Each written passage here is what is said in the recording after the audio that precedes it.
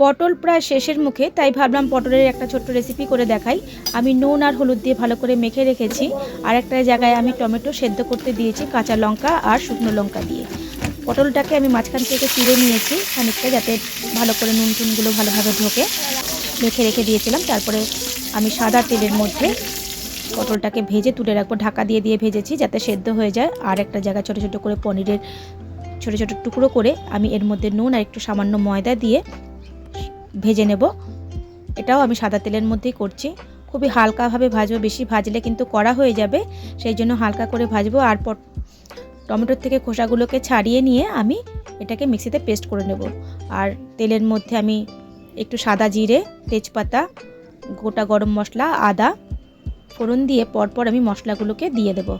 আমি জিরে, ধনে, হলুদ, লঙ্কা, পরিমাণ মতো নুন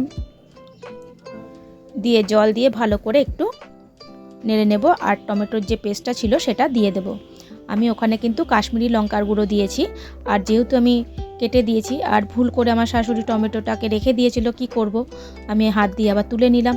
তারপরে মশলাটাকে ভালো করে কষানো হয়ে গেলে পরে আমি পটল এর মধ্যে এই পনিরটা দিয়ে দিলাম। আর কিছুটা গ্রেট করে রেখেছিলাম পনির, তাহলে পুরোটাই পনির পাওয়া যাবে। কেমন পনিরটা অল্প ছিল বলে আমি এইভাবে দিয়েছি।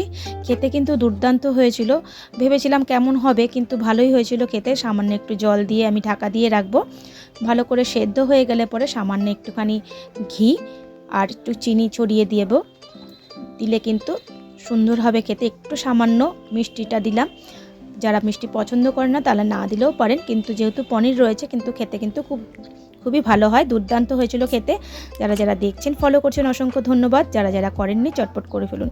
আর আমার প্রিয় বন্ধুরা, আমাকে একটু সাপোর্ট করুন যাতে আমি চ্যানেলটাকে এগিয়ে নিয়ে যেতে পারি। আবার নতুন কোনো রেসিপি নিয়ে আসবো। টাটা।